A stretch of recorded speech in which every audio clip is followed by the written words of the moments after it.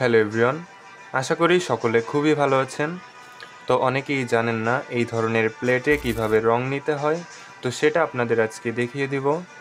তো এখানে এই ট্রেগুলো সাধারণত ওয়াটার কালারের ক্ষেত্রে ব্যবহার করা হয়। অনেকেই ভাবে জল দিয়ে যে রঙগুলো করা হয় সেগুলো ওয়াটার কালার, কিন্তু আসলে সেরকম নয়। এই যে কালারগুলো দেখতে পাচ্ছেন এটা ওয়াটার কালার। আবার এছাড়াও জল দিয়ে করা হয় আছে পোস্টার কালার, প্লাস্টিক কালার, এরকম অনেক ধরনের কালারই আছে যেগুলো জল দিয়ে করা হয়। তো সেগুলো সবগুলোই ওয়াটার কালার নয়। সো এই কালারগুলোর ভ্যারাইটি সম্পর্কে জানতে হলে কমেন্ট করে দিন, আপনাদের জন্য একটা বিস্তারিত ভিডিও তৈরি করে দিব। তো অনেকেই এই ধরনের প্যালেট ব্যবহার করে থাকেন, এগুলো ওয়াটার কালারের জন্য একদমই পারফেক্ট নয়।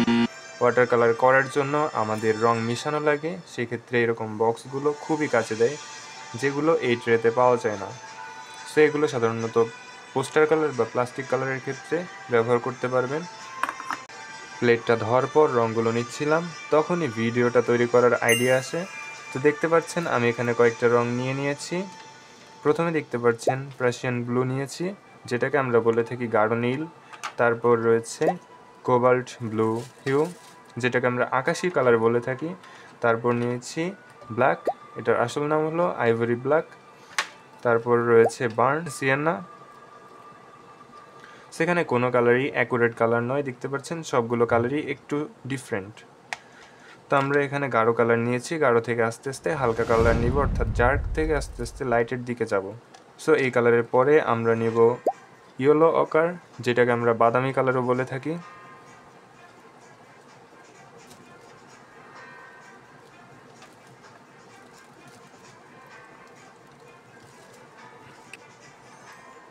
তো এভাবে শুধুমাত্র এই পাশ দিয়ে রঙগুলো নেবেন। আমি এদিক থেকে শুরু করেছি, আপনারা এই পাশ থেকেও শুরু করতে পারেন।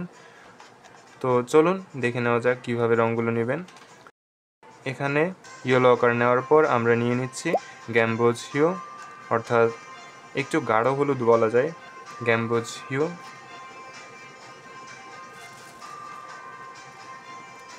তারপর নিয়ে নেব লেমন ইয়েলো, একটু লাইট হলুদ বলা যায়।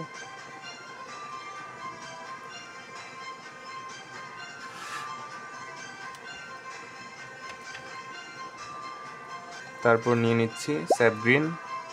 এই কালারটা গাছের পাতায় দিলে খুবই সুন্দর দেখা যায়।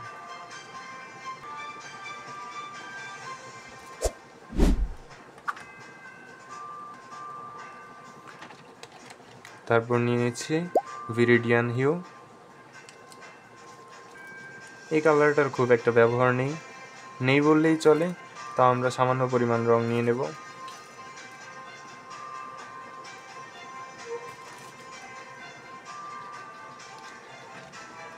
তারপর নিচ্ছি স্কারলেট লেক, কমলা কালার বলা যায়, তবে কমলা নয়, একটু লাল লাল আছে এটা, তো কমলা কালার হিসেবে ব্যবহার করবেন না এটা।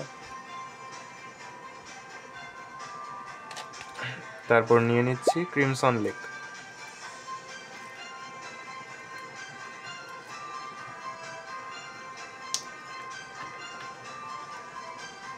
কালারগুলোর নামগুলো পারলে জেনে রাখার চেষ্টা করবেন।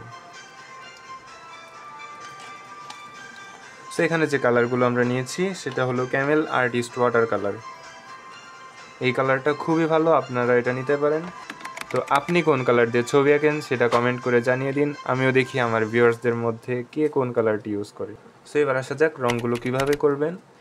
তো এখান দিয়ে আমরা রঙগুলো নিয়েছি, আর দেখতে পাচ্ছেন এপাশে আমরা সাদা কালার নিয়েছি।